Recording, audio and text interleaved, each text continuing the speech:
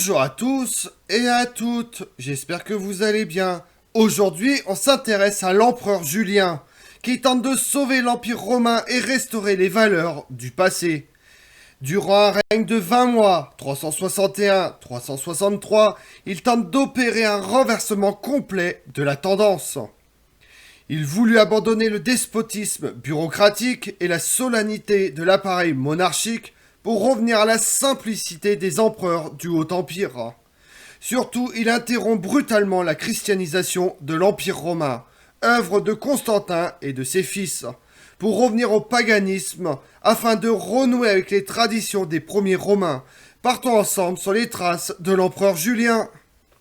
L'Empire romain a subi une profonde transformation au début du IVe siècle. L'oncle de Julien, Constantin le Grand, avait remporté les luttes de succession qui ont éclaté à la fin de la tétrarchie fondée par l'empereur Dioclétien, fondant ainsi la dynastie constantinienne, dont Julien était le dernier membre. Constantin le Grand avait déménagé la résidence de l'empereur romain à Constantinople, un peu plus d'1 an avant la naissance de son neveu. Le règne de Constantin était important pour 2 raisons. D'une part, il a déplacé le pouvoir central avec la nouvelle capitale permanente Constantinople vers la partie orientale, plus développée de l'Empire qui avait déjà gagné de plus en plus d'importance. D'autre part, il a promu le christianisme et ainsi initié la christianisation de l'ensemble de l'Empire romain. Même si les cultes traditionnels des dieux n'ont pas été abolis, ils ont perdu de leur pouvoir, de leur influence. Constantin meurt en mai 337. Au cours de la tourmente qui a suivi sa mort, la purge de 337 a eu lieu, à laquelle de nombreux membres de la famille impériale, y compris le père de Julien, Julius Constantinus, et son frère aîné ont été victimes. Ce n'est qu'à la fin de l'année que la situation s'est à nouveau calmée. Constantin le Grand fut remplacé par ses fils Constantin II, Constance II et Constant. Constantin II meurt dès 340 en tentant d'attaquer son jeune frère Constance. Il meurt en 350 dans un combat contre l'usurpateur Magnence. Constance II installe alors le frère de Julien, Gallus, comme César pour l'est de l'Empire. Constantin avait opté pour la nouvelle capitale, notamment pour des raisons politiques étrangères, car Constantinople était à peu près à la même distance des frontières menacées de l'Empire sur le Danube et l'Euphrate. Cependant, alors que la situation sur le Danube était encore largement assurée à la veille de l'invasion et de la migration des peuples des Huns, la situation à l'Est restait dangereuse, car le nouvel empire perse reprend l'offensive après une paix agitée vers la fin du règne de Constantin Ier sous Shapur II. Un autre point important de la politique étrangère était et restait la frontière rhénane en Gaule. Les tribus germaniques avaient conquis et détruit plusieurs villes gauloises avec Magnence en 350 et Sylvanus 355. 2 officiers romains d'origine germanique avaient été proclamés anti-empereurs. Les purges sanglantes qui visaient probablement à sécuriser la position des fils de Constantin ont d'abord empêché une guerre civile, mais n'ont pas pu cacher les différences entre les 3 nouveaux empereurs. Ainsi, la dispute entre ariens et orthodoxes divisait également la famille impériale dans le domaine religieux. Alors que Constantin II et Constance penchaient vers les ariens, Constance représentait la lignée de l'orthodoxie.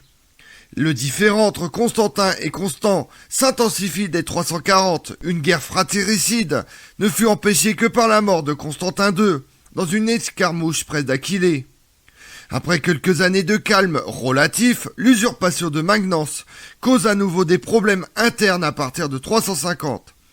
Constance, dont les mauvaises relations avec l'armée se vengeaient maintenant, a été tuée alors qu'il s'enfuyait.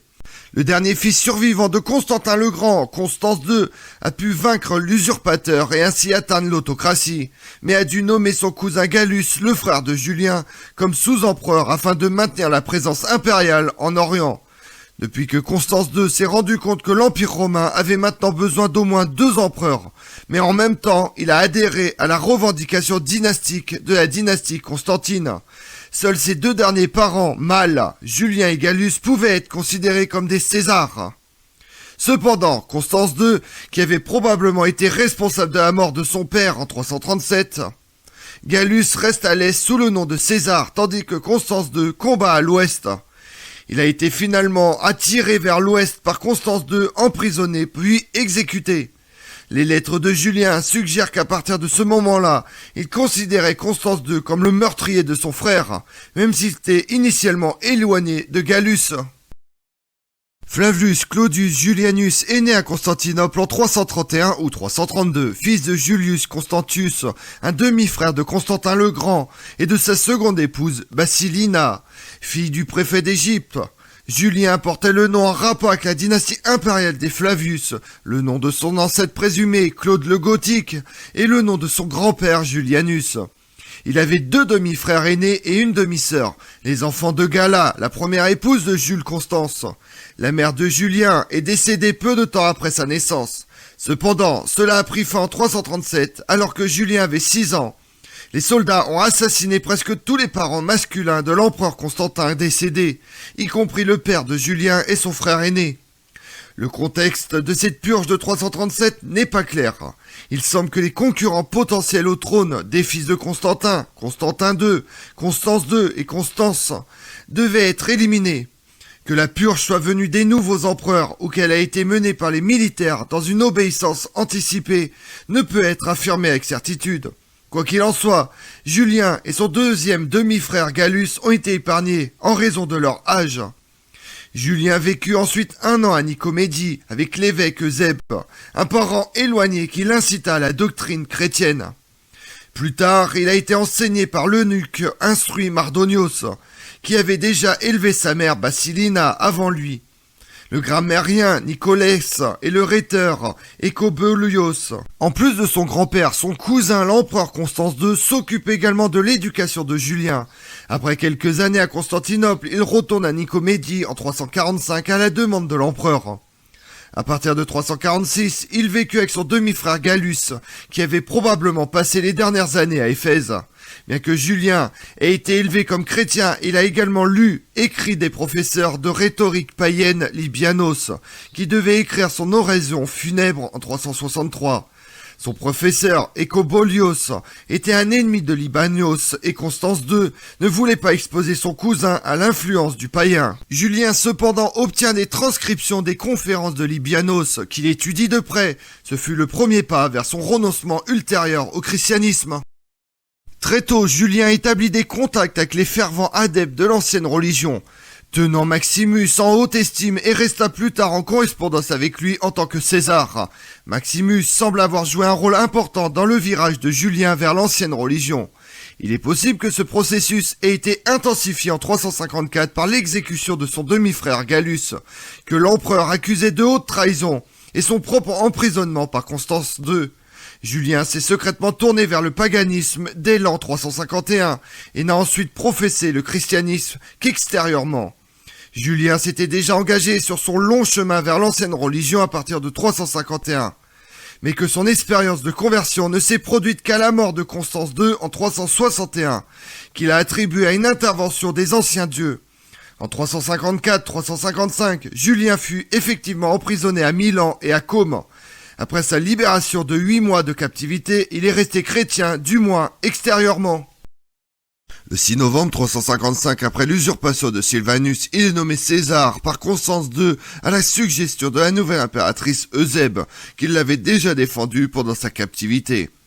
Il devait maintenir la présence impériale à l'ouest, en tant que dernier membre survivant de la famille de Constantin, aux côtés de l'empereur lui-même, tandis que Constance était en négociation avec l'empire perse sassanide à l'est. Julien a exprimé sa gratitude à Eusèbe en 356-357. Afin de confirmer le nouveau lien entre les deux empereurs, Julien épouse la sœur de l'empereur Hélène en 355. C'est à Vienne que le César passe l'hiver. L'année suivante, il commence ses campagnes dans la région du Rhin. Au début, il entreprend quelques expéditions punitives contre les tribus germaniques. À Cologne, il réussit à reconquérir pour les Romains dans le cadre d'une action surprise. Il fait la paix avec les tribus germaniques qui menaçaient la ville et l'avaient brièvement conquise. Il passe l'hiver suivant à Senonae. Julien peut ainsi lever le siège, mais le maître de l'armée Marcellus, qui n'était pas venu en aide à Julien, fut rappelé par l'empereur Constance et remplacé par le général Sévère. Cela prouve les efforts de l'empereur pour soutenir Julien autant que possible, mais cela ne correspond pas à l'image en partie tirée dans les sources que Constance voulait souvent entraver Julien et l'enviait pour ses victoires. Au contraire, l'empereur était apparemment préoccupé par la sécurisation de la Gaule. Après sa victoire, Julien s'aventure à l'intérieur des Gaules. À l'été 357, lors de la bataille de Strasbourg, il défait une grande armée des Alamans. L'historien Ammien Marcellin en donne un compte-rendu très détaillé. Après la bataille, les soldats auraient voulu proclamer Julien Auguste, mais il a refusé. Il a continué à repousser d'autres tribus franques sur le Bas-Rhin et ainsi maintenir le Rhin comme frontière de l'Empire romain. Grâce à ses succès, il gagne un grand prestige parmi les troupes, qui menacent néanmoins de mutinerie en raison de la mauvaise situation de l'approvisionnement. Cependant, Julien a pu empêcher cela. Plus tard, cette année-là, il mène des négociations de paix avec les différents chefs alamans du bassin du Rhin, puis passe l'hiver à Lutèce, aujourd'hui Paris. Néanmoins, les Alamans restent agités, alors Julien entreprend une série d'expéditions punitives contre eux en 359. Afin de sécuriser la frontière, il a fait reconstruire 7 villes précédemment détruites comme base d'approvisionnement. Grâce à des attaques ciblées contre les chefs ennemis de l'autre côté du Rhin, Julien a finalement obtenu la paix avec la majorité des Alamans. Il passe de nouveau l'hiver à Lutèce. Julien n'était pas seulement actif dans le domaine militaire, il empêche également l'augmentation des impôts par le préfet gaulois et prend lui-même en charge l'administration de la province de Belgique seconde. Outre Ammien Marcellin et Hilaire, l'évêque de Poitiers, une inscription à Bénévent dans les Pouilles témoigne également que Julien s'est fait une bonne réputation par ses actions. Pour Flavius Claudius Julianus, le plus noble et le plus sacré César, de l'anxieux Toxus Maximus, Vir Classimus, pour le soin de l'empire de Bénévent. Julien apprend la mort de son cousin Dacie et devient le successeur de Constance à la tête de tout l'empire romain. Le 11 décembre 361, il arrive à Constantinople et organise les funérailles de son prédécesseur. Il remplit des postes importants avec des confidents et rationalise l'administration qui avait été gonflée par Constance. Il a également licencié un grand nombre de cuisiniers et de barbiers employés dans le palais impérial. Afin de rassurer les soldats, Julien fait exécuter par le tribunal de Chalcédoine en décembre certains courtisans influents de Constance, comme le chambellan Eusèbe ou le notaire particulièrement impopulaire Paulus Catena, en partie pour des raisons assez fragiles. Julien, comme Auguste près de 400 ans plus tôt, voulait établir un partenariat avec le Sénat en tant que médiateur entre l'empereur et le peuple. Le nouvel empereur attachait également une grande importance à la coopération avec les élites urbaines, comme il l'avait fait en tant que César. Cependant, la tentative de Julien de rendre l'Empire romain à l'ancienne religion, qui s'était depuis longtemps éloignée de ses débuts comme sous Auguste, a été accueillie avec incompréhension par la plupart des contemporains. Même pour ses amis et admirateurs, le comportement de Julien semblait inapproprié et déroutant. Ses adversaires le considéraient simplement comme mensonger et artificiel. Julien fut le seul empereur romain à passer du christianisme au paganisme. Dans la suite du IVe siècle, le tournant constantinien avait en partie conduit à des attaques contre les païens et à la fermeture, ou, mais pas à l'époque de Constantin, à la destruction de certains de leurs temples. Constantin le Grand n'avait pas encore élevé le christianisme au rang de religion d'État. Cela s'est produit sous le règne de Théodose Ier. Cependant, Constantin et ses successeurs immédiats privent les païens de privilèges, bien que les cultes païens fussent toujours tolérés. Peu de temps après les funérailles de son prédécesseur, il a commencé à apparaître publiquement comme un promoteur des anciens cultes et aussi à effectuer lui-même des sacrifices. La pièce la plus célèbre frappée sous Julien le représente avec une barbe sur le côté portrait et un taureau sur le revers. La barbe est souvent interprétée comme un engagement vers la philosophie grecque. Le taureau est également interprété comme un taureau apis, et donc un symbole des sacrifices d'animaux sanglants promus par Julien pour les anciens cultes, qui était destiné à démontrer la démarcation du nouvel empereur sur le christianisme. Les motifs de la campagne perse, qui fut l'une des grandes opérations militaires de l'Antiquité tardive, ne sont pas tout à fait clairs. Peut-être est-ce une question de sécurité frontalière ou peut-être aussi le projet de devenir un second Alexandre, car Julien comptait Alexandre le Grand parmi ses modèles, aux côtés de Trajan, le grand vainqueur parthe, et de Marc Aurèle. Il est possible que l'empereur recherche un succès militaire afin de consolider sa position. Il n'est pas clair si Julien voulait vraiment faire d'un prince sassanide le nouveau grand roi, et ainsi rendre la Perse dépendante de Rome. Quoi qu'il en soit, la campagne n'était pas inévitable. Bien que Constance II n'ait pas fait la paix avec le roi sassanide Shapur II, les Sassanides s'étaient retirés en 360 après des campagnes victorieuses en Mésopotamie. Les Perses voulaient même poursuivre avec Julien les négociations de paix qu'ils avaient entamées avec son prédécesseur, mais ce dernier refuse. Ammien Marcellin souligne que Julien était avide de victoire sur les Perses. Il est également possible que Julien ait seulement voulu obtenir un soutien supplémentaire de l'armée. Le prestige, le butin et le pouvoir que l'empereur et l'armée gagneraient d'une victoire militaire étaient peut-être destinés à améliorer les relations difficiles de l'empereur avec ses commandants. Dans le cours de la campagne, cependant, lorsque les succès ne sont pas matérialisés, il y eut des exécutions répétées d'officiers et même des décimations de troupes entières. La belligérance de l'empereur n'était apparemment partagée que par une petite fraction de l'armée, d'autant plus que la stratégie de son prédécesseur, Constance II, d'éviter autant que possible un échange ouvert de coups, s'est avérée être la meilleure alternative.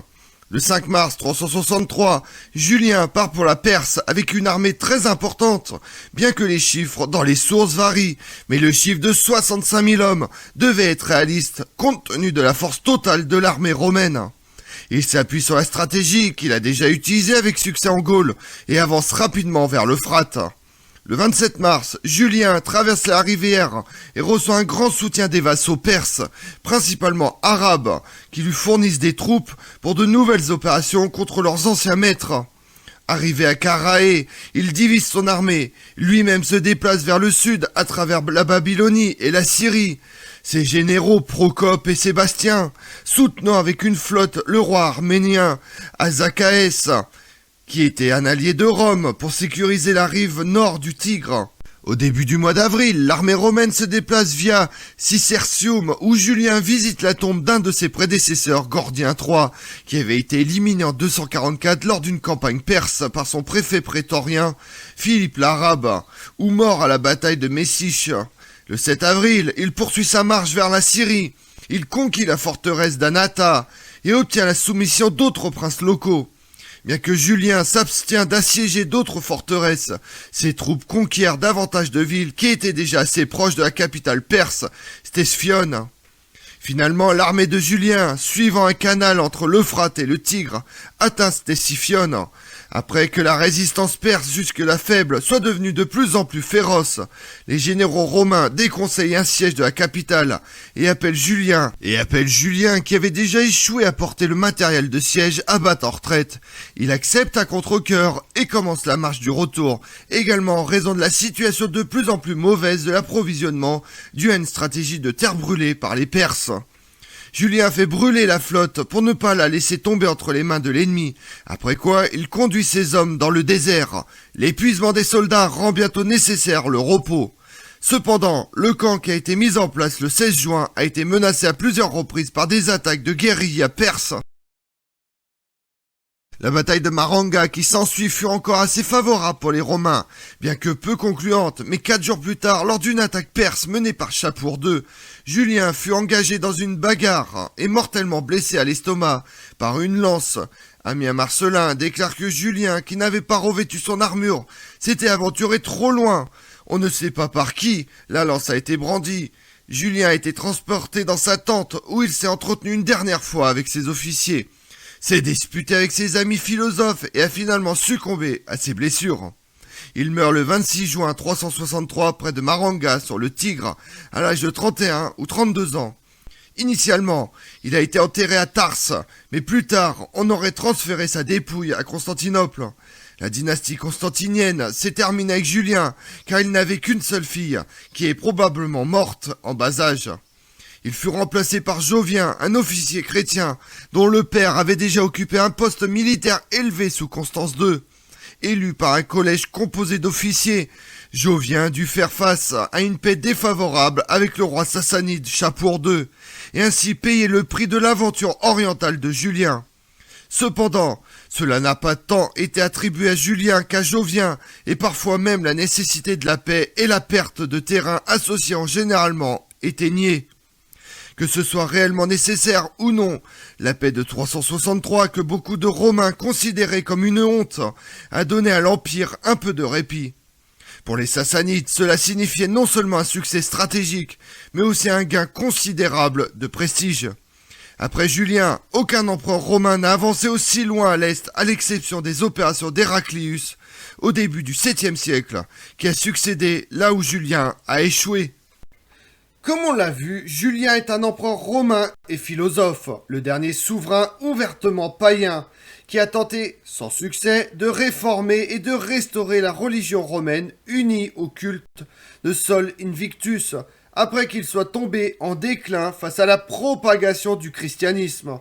Je vous remercie d'avoir suivi cette vidéo en ma compagnie. Si vous voulez connaître mes autres vidéos, retrouvez-moi chaque matin à partir de 6h45 sur ma chaîne YouTube Tout sur l'Histoire avec Damien, mais également sur les réseaux sociaux, Twitter et Instagram, Histoire Damien. Et pensez à liker, commenter et vous abonner. Je vous remercie à tous.